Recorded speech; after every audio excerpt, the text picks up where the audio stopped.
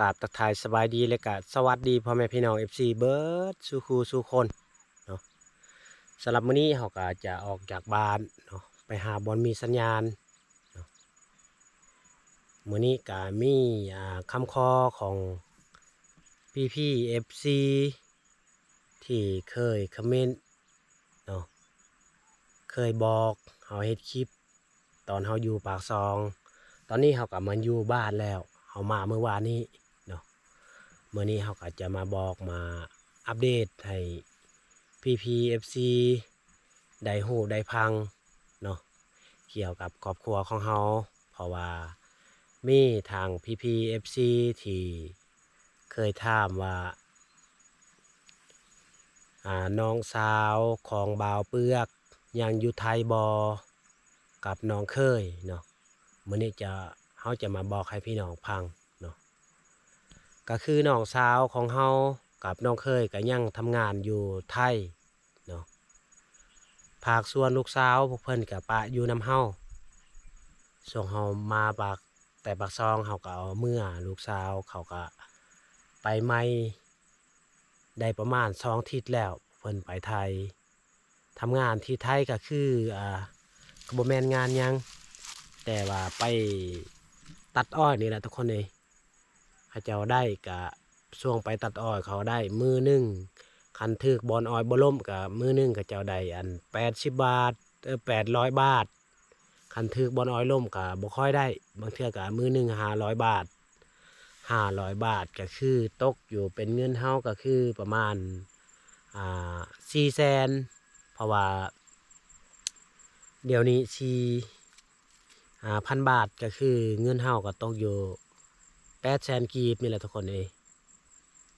สำหรับมื้อนี้เราก็มาบอกพี่ๆฮู้แล้วก็พังเนาะหรือว่าท่านใดอยากมีน้ำจิตน้ำใจ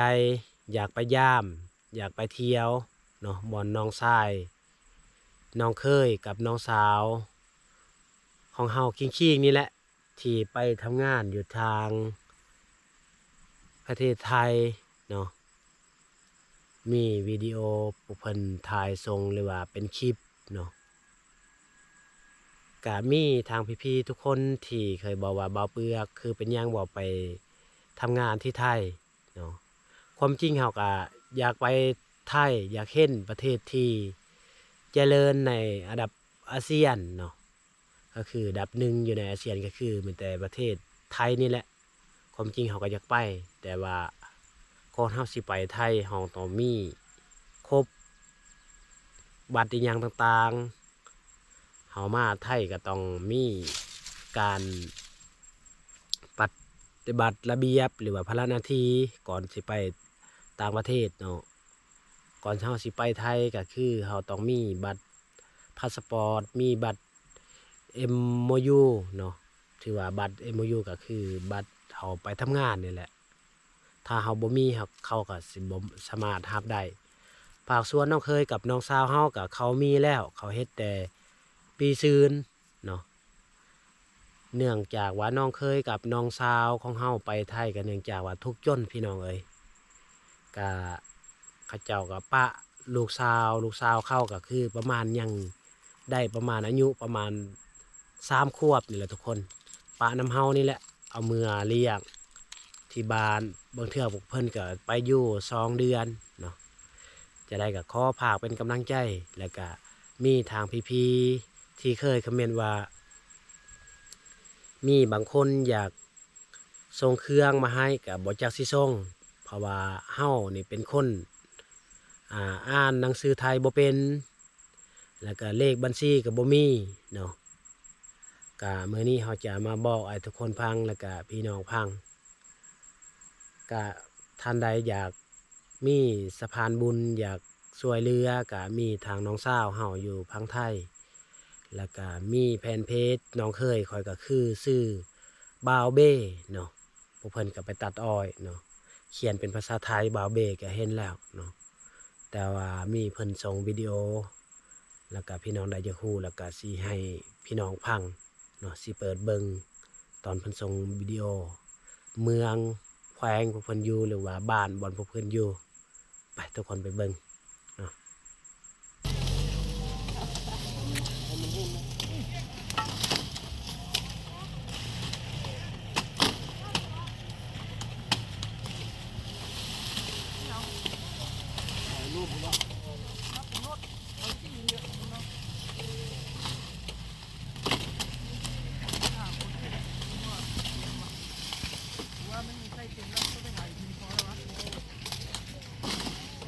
เอาตัดอ้อยนี่ก็ได้บ่หลายพี่น้องเอ้ยเพราะว่าอ้อยล่มแน่เพราะว่ามือหนึงคันเจออ้อยล่มแล้วนี่ก็ได้ประมาณ200 บาทเนาะ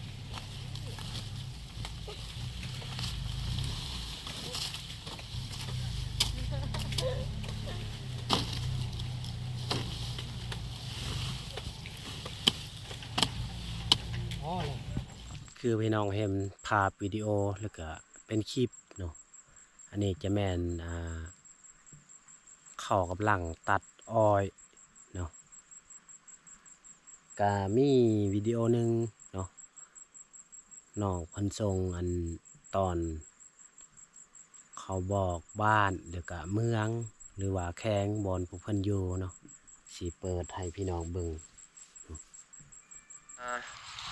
ผู้นี้ที่ว่าใส่เสื้ออันนั้นใส่หมวกลายนี่ก็เป็นน้องสาวของเบาเปลือกเนาะน้องสาวของเบาเปลือกแท้ๆแหละที่ว่าพาเพิ่นมาเฮ็ดเวียกอยู่ไทยครั้งแรกเนาะได้พามาตัดอ้อยแต่ใส่เวลาบ่ดนเนาะ2 เดือนกว่าๆก็แล้วละอ้อยเพราะว่านี่ก็อ้อยล่มเพราะว่าเฮาตัดก็บ่ค่อยได้เงิน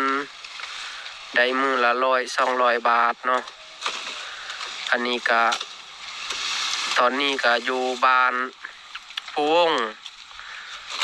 จังหวัดหนองบัวลำพูอำเภอสวรรณคูหาเนาะแต่ว่า FC ของเบาเปลือกอยากมายามอยากมาให้เครื่องให้ของฝากให้เบาเปลือกเมื่อให้เบาเปลือกก็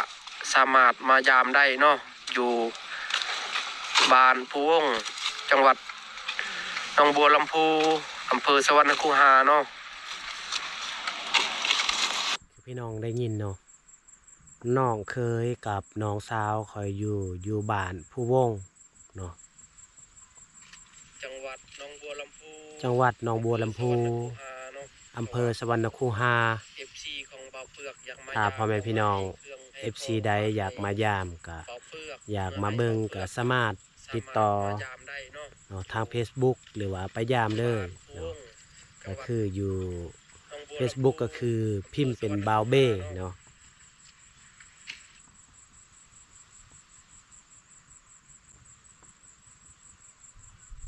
นี่ก็กำลังมากินข้าวเที่ยงเนาะพัก นี่ เที่ยง ก็คือตอนเขากินข้าวอีก กินข้าวเที่ยงเนาะพักนี่ก็กำลังมากินข้าวเที่ยงเนาะพักเที่ยงกินข้าวเที่ยงนำกันหลายคน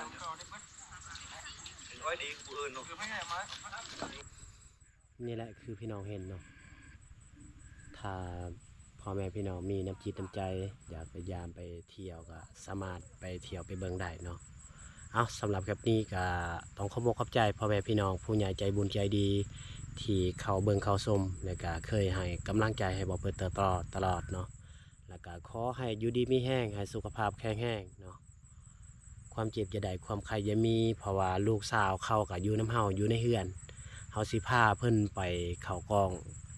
ให้พี่น้องเบิ่งเพิ่นก็บ่ไปลูกสาวเขายังน้อยประมาณ3 เดือน3 ปีนี่แหละหรือว่า3 ขวบอายุ3 ขวบเนาะทุกคนแล้วก็ขอบใจหลายๆพ่อแม่พี่น้องที่ติดตามรับชมแล้วก็ขอให้อยู่ดีมีแรงให้สุขภาพแข็งแรงเบิดสู่คู่สู่คนเนาะปรารถนาสิ่งใดก็ขอให้ได้สิ่งนั้นอย่าเจ็บอย่าจนพี่น้องถ้ามักคลิปนี้ก็อย่าลืมฝากกดไลค์ถ้าว่าถึกใจอย่าลืมฝากกดแชร์เพื่อเป็นกำลังใจให้เบาเปลือกเฮ็ดคลิปต่อไปเนาะ